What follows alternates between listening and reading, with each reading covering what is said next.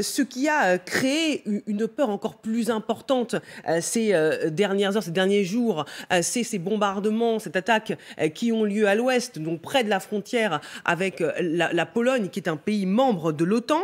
Et alors, depuis, c'est la panique. Les boîtes de comprimés d'iode liquide qui protègent la thyroïde en cas d'attaque nucléaire, et qui pourrait atténuer les effets de la radioactivité, disons-le clairement, sont en rupture de stock, Charline. Exactement, c'est vrai que cette attaque à une quinzaine de kilomètres de Korchova, du poste frontière, a provoqué la panique. Mais il faut dire aussi que les pharmacies nous indiquent que depuis le premier jour de la guerre, les Polonais sont venus et ont demandé ces comprimés d'iode, ces flacons aussi, pour être protégés de la radioactivité au niveau de la thyroïde. Alors ce qu'on nous explique, c'était qu'en fait, les stocks, là où les pharmacies s'approvisionnent, étaient déjà quasiment vides. Pourquoi ? Parce que les Polonais à la frontière s'attendaient déjà bien avant la guerre à une possible attaque nucléaire. Les pharmacies nous disent désormais, nous avons les tiroirs vides, nous avons pu le constater avec Marine Truchot ces 3 derniers jours. On ne peut plus trouver de comprimés d'iode, ici en tout cas dans un large périmètre jusqu'à 2 heures de route. Et ce qui est aussi problématique, nous expliquaient les pharmaciens, tout simplement parce que ces comprimés-là, on peut aussi les délivrer sur ordonnance pour soigner d'autres maladies. Et bien désormais, impossible de s'en procurer. Alors tout de même, les pharmaciens nous le disent, ils essayent de rassurer la population parce qu'ils disent oui, ça protège de la radioactivité au niveau de la thyroïde. Si on prend le comprimé 2 heures après une possible attaque nucléaire, en revanche, ça ne protège absolument pas tout le corps. Donc désormais, ces pharmaciens qui doivent aussi faire de la pédagogie et tenter de rassurer l'anxiété, l'angoisse qui monte au niveau des Polonais qui se situent tout autour de la frontière. Charline Hurel, avec Marine Truchot, ça fait déjà plusieurs jours que vous êtes dans cette ville, que vous êtes à la frontière entre la Pologne et l'Ukraine, et vous voyez affluer chaque jour des centaines de personnes qui fuient les combats. Dans quel état d'esprit sont-ils ? C'est assez compliqué quand on les voit arriver. Il faut déjà avoir en tête le périple qu'ils ont parcouru. Ça, ils nous l'expliquent. Ils font en général entre 1 journée et 2 jours de voyage dans des trains où ils sont extrêmement serrés, où il n'y a pas de toilettes. Les enfants pleurent parce que ce sont des familles qui arrivent. Lorsqu'elles arrivent au poste frontière, elles ont entre 5 et 10 heures d'attente, parfois sous des températures extrêmement basses, moins 10 degrés. Il y a 3 jours dans la nuit. Et puis lorsqu'elles arrivent, qu'elles mettent le pied en Pologne, eh bien là, il y a un double sentiment. Comme elles disent, il y a à la fois le premier soulagement d'avoir réussi à fuir un pays en guerre, et puis désormais il y a mais qu'est-ce qu'on va faire ? C'est un état de sidération. Ils nous disent, on a l'impression d'être complètement déconnecté, d'être dans un rêve, qu'on va se réveiller parce que désormais nous devons anticiper toute la suite, c'est-à-dire où est-ce qu'on va, qui on rejoint, combien de temps ça va durer, autant de questions que ces Ukrainiens nous disent, nous ne sommes absolument pas capables de les résoudre. Et il y a aussi une autre chose à laquelle ils prêtent attention, et ça c'est ce que nous disent beaucoup d'ONG et beaucoup de volontaires qui accueillent ces réfugiés, c'est qu'ils ils doivent prêter une attention particulière sur des possibles enlèvements de femmes et d'enfants. Et donc on voit vraiment ces mères de famille qui tiennent leurs enfants. Et juste Marianine, parce que j'ai envie de vous raconter cette anecdote que nous avons vécue, une femme qui est sortie d'une structure où étaient accueillis les réfugiés en criant, des cris absolument déchirants. Elle cherchait partout son fils, donc tout le monde l'a aidé. On n'a jamais connu le fin mot de cette histoire, mais voilà, ce sont aussi des scènes qu'on vit lorsqu'ils arrivent ici en Pologne, et avec tout ce qu'ils ont vécu, ils n'ont vraiment plus besoin de penser à ça. Donc tout est très compliqué finalement ici. On a vu en effet des scènes déchirantes que vous nous avez montrées, et les équipes qui sont sur le terrain. C'est évidemment un cauchemar que les Ukrainiens vivent. Est-ce qu'ils se sentent assez soutenus par l'Occident, par la France, qui s'est dit prête à accueillir des réfugiés ukrainiens, même si ce n'est pas la principale destination pour les Ukrainiens qui souhaitent plutôt aller dans des pays où il y a une plus forte communauté ukrainienne ?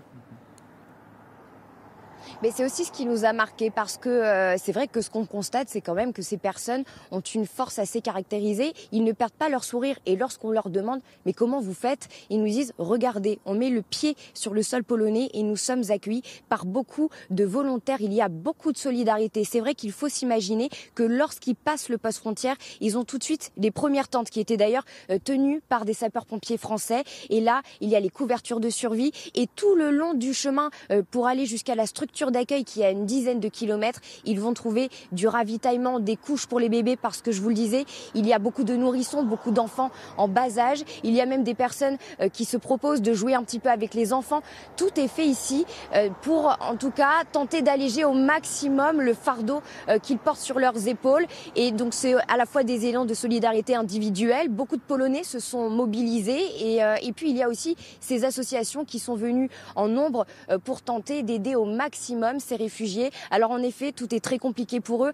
C'est l'ordre de l'indicible d'ailleurs quand on les interroge. Mais ils nous disent tous à la fin, à chaque fois, on veut remercier que ce soit d'abord les Polonais, les autorités polonaises, mais aussi toutes les personnes qui sont venues des autres pays parce qu'ils sont nombreux et qui sont là pour nous aider, pour nous accompagner, pour nous accueillir. Et ça, c'est vraiment une petite pointe, nous disent, d'espoir dans tout ce qu'on a vécu. Merci beaucoup, Charline Hurel, Marine Truchot, nos envoyés spéciales. Merci pour ces témoignages qui nous permettent de comprendre ce qui se passe sur le terrain.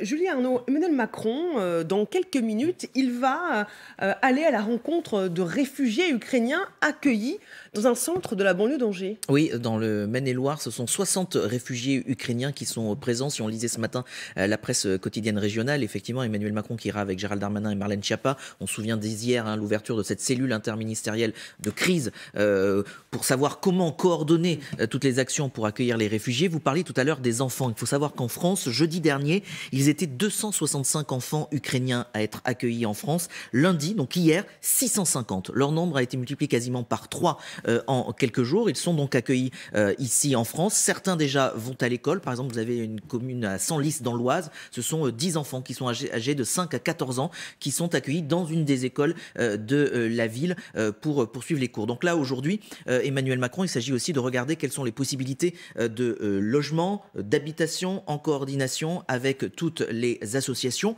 Et puis l'Élysée qui rappelle, et là on était en Pologne avec Charline Hurel et Marine Truchot, l'Élysée qui dit oui, les villes et les pays d'Europe centrale, d'Europe de l'Est ont besoin aussi. Et l'Élysée qui précise que par exemple ces pays limitrophes de l'Ukraine qui accueillent de très nombreux réfugiés, la France a envoyé plus de 40 tonnes d'aide à la Pologne et à la Moldavie, notamment du matériel d'hébergement, des tentes, des couvertures, des médicaments et des kits d'hygiène. Donc depuis de la France, du point de vue de Paris, c'est aussi aider les autres pays européens qui accueillent aussi des réfugiés ukrainiens. Parce que les besoins sont nombreux et nous sommes en direct avec Christina Bilecka. Bonjour, vous faites partie d'une association d'aide médicale et caritative France-Ukraine qui assure l'envoi de convois d'aide humanitaire, de soins aux blessés et également une aide psychologique. Merci beaucoup d'être avec nous en direct sur LCI. Quelle est l'urgence absolue, si je puis dire, pour les réfugiés qui ont réussi à fuir les combats? Aujourd'hui, notre association va continuer donc une action qu'elle a menée jusqu'à présent, depuis 8 ans. Nous accompagnons des personnes, souvent des enfants malades, dans les démarches auprès des hôpitaux. Nous avons un réseau de traducteurs médicaux qui peuvent aider à discuter avec un médecin, traduire le dossier médical et accompagner à tous les rendez-vous. Notre action que nous avons réalisée avant et que nous allons poursuivre, c'est des séminaires sociaux, c'est-à-dire que nous expliquons aux Ukrainiens arrivés nouvellement comment fonctionne la France, comment fonctionne le système de santé, des impôts, pour qu'il y ait une intégration la plus facile possible pour eux.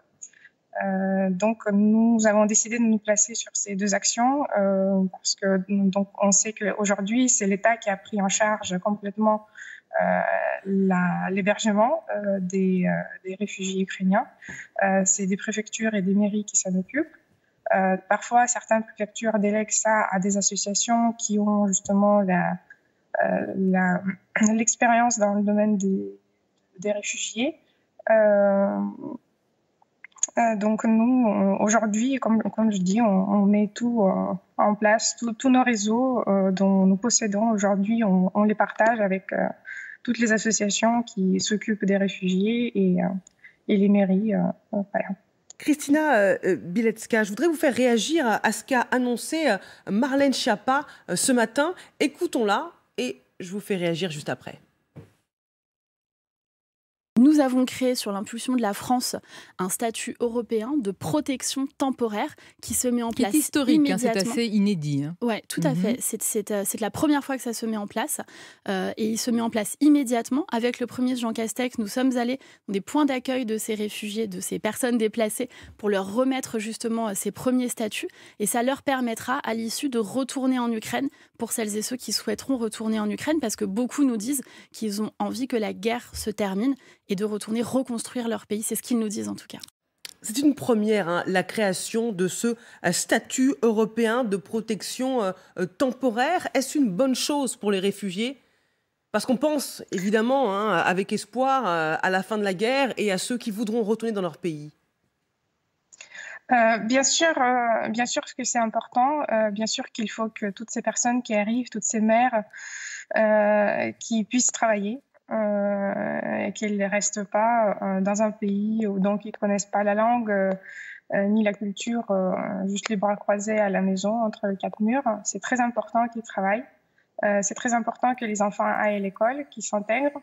Après, on sait très bien qu'ils vont revenir dans le pays parce qu'il y a leur père, fils, mari qui sont actuellement sur le front. Et bien évidemment, ils vont revenir pour les retrouver. Merci beaucoup Christina Bilecka d'avoir été avec nous en direct sur LCI.